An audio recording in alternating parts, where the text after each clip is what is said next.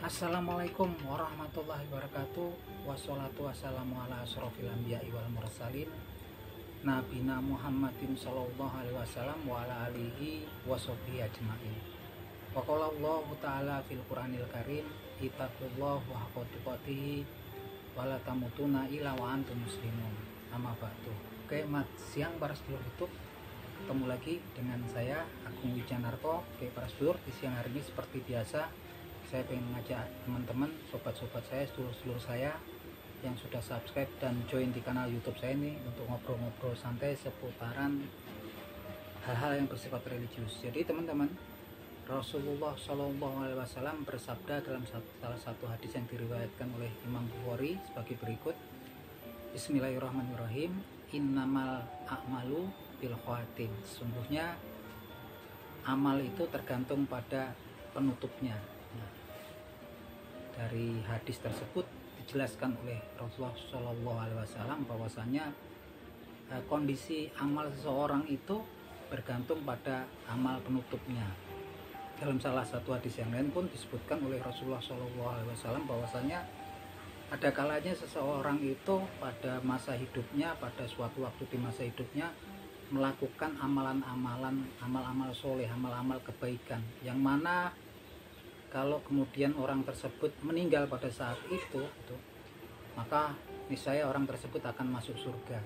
Tapi kemudian pada akhir hidupnya gitu kan, penutup hidupnya, kemudian orang yang beramal kebaikan tersebut kemudian melakukan amalan-amalan yang ahli neraka ya, sehingga kemudian ketika menutup masa hayatnya dia menjadi ahli neraka. Dan ada kalanya juga seseorang gitu kan melakukan amalan-amalan penghuni neraka gitu kan, yang seandainya suatu waktu ketika orang tersebut meninggal itu niscaya orang tersebut akan menjadi ahli neraka. Tapi kemudian orang tersebut di akhir hayatnya kemudian mendapatkan taufik dari Allah Subhanahu wa taala, kemudian untuk mendapatkan melakukan amalan-amalan surga, sehingga kemudian orang tersebut menutup akhir hayatnya dengan amalan surga sebagai ahli surga. Oleh karena itu Rasulullah Shallallahu Alaihi Wasallam mengatakan jangan sampai kalian itu terkagum-kagum terhadap amalan seseorang gitu kan, kebaikan kesolehan seseorang sebelum kalian melihat akhir penutup dari amalannya gitu kan. Sampai kemudian Rasulullah Shallallahu Alaihi Wasallam juga menjelaskan ada kalanya Allah Subhanahu Wa Taala itu memberikan petunjuk ya kepada seorang hambanya sebelum sebelum kematiannya ya, yang ditanyakan oleh para sahabat, maksudnya seperti apa itu ya Rasulullah, itu kan dijawab oleh Rasulullah, yaitu memberikan taufik pada seorang hambanya sebelum masa kematiannya, sehingga dengan taufik tersebut hamba tersebut melakukan amalan-amalan soleh dan meninggal dalam keadaan soleh gitu kan. Nah ini sampai kalau kemudian menilik dalam sejarah juga ada sebuah hadis yang diriwayatkan oleh Sahal bin Sa'ad As-Sa'adi, di mana suatu ketika ada perang berkecamuk antara pasukan muslim dan orang-orang Quraisy, di mana ada seseorang daripada prajurit muslimin yang memang gagah berani dan membunuh beberapa orang musyrikin ya gitu kan, membunuh beberapa orang musyrikin. Kemudian dia gagah berani sekali orang tersebut, tapi kemudian malah Rasulullah melihat tersebut dan mengatakan pada para sahabat, apakah kalian ingin melihat ahli neraka gitu kan, kalau kalian ingin tahu seorang ahli neraka itu lihatlah orang itu gitu kan.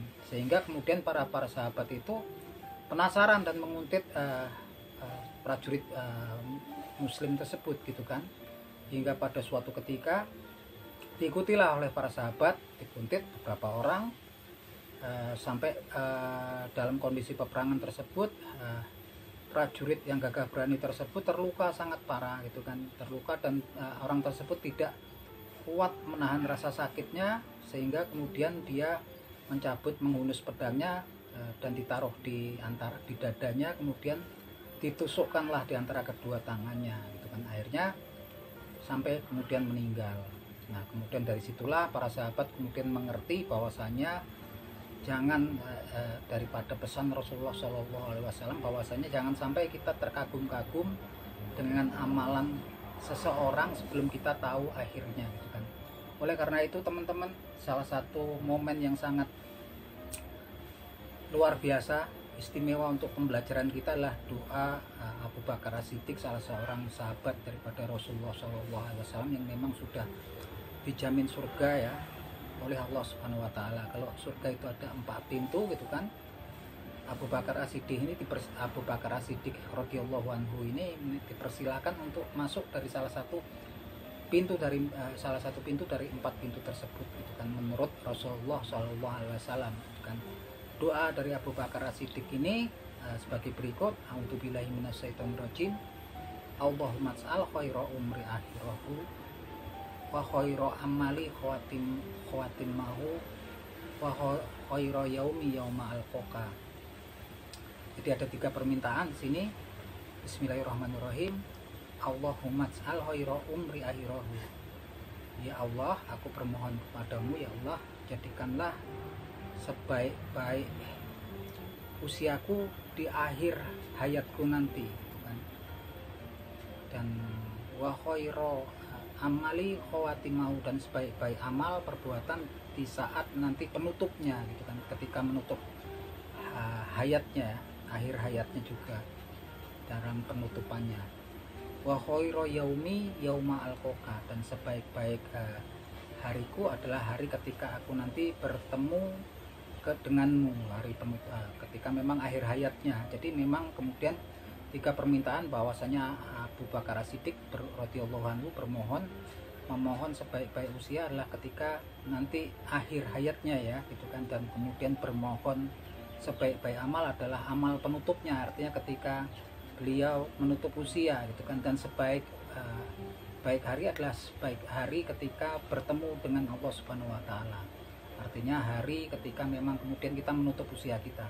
Nah, itu salah satu doa yang sangat istimewa, yang sangat baik sekali ya teman-teman, agar sebagai panduan kita ya untuk memanjatkan doa kepada Allah Subhanahu wa taala. Karena memang sangat mengkhawatirkan sekali kita ini kan, karena memang syaitan itu sudah berjanji gitu kan kepada Allah Subhanahu wa taala bahwasanya akan mendatangi dari sisi kanan, kiri, depan dan belakang, dan bahwasanya dia berkata sangat sedikit nanti yang bersyukur kepada Allah Subhanahu wa taala. Nah, di sini kita memang karena memang godaan setan ini sampai menjelang akhir hayat kita, teman-teman, jadi kita bermohon kepada Allah Subhanahu wa taala, Sang Pencipta hidup, pencipta segala sesuatu di alam semesta ini, 3 permohonan seperti yang dimohonkan oleh Abu Bakar As-Siddiq radhiyallahu anhu. Ini sangat penting sekali ya, karena memang kalaupun kita memulai sesuatu dengan amalan-amalan kebaikan, amal-amal soleh, tapi sayang sekali kalau kemudian kita di penutupnya kemudian kita melakukan amal-amal ahli neraka dan kita nggak tahu. Oleh karena itu salah satu poinnya adalah kita jangan pernah merasa kemudian sombong, ujub, merasa lebih baik dari hamba Allah yang lainnya gitu kan, karena kita nggak tahu akhir hayat kita dan kita nggak tahu akhir hayat orang lain gitu kan. Karena bisa saja seseorang dari awalnya melakukan amalan-amalan ahli surga, amal-amal soleh, tapi kemudian pada penutupnya tergoda oleh syaitan, kemudian melakukan amalan-amalan kejahatan dan menutupnya dengan amalan neraka. Dan ada kalanya juga orang-orang hamba-hamba Allah Subhanahu wa taala dalam suatu waktu dalam kehidupannya melakukan amalan-amalan neraka, kejahatan, tapi kemudian mendapatkan taufik daripada Allah Subhanahu wa taala menjelang akhir hayatnya melakukan amalan-amalan soleh, amalan kebaikan, sehingga meninggal dalam melakukan amalan surga dan akhirnya meninggal sebagai ahli surga gitu kan. Nah, ini teman-teman, saya review lagi ya doanya sebagai berikut. A'udzubillahi minasyaitonirrajim.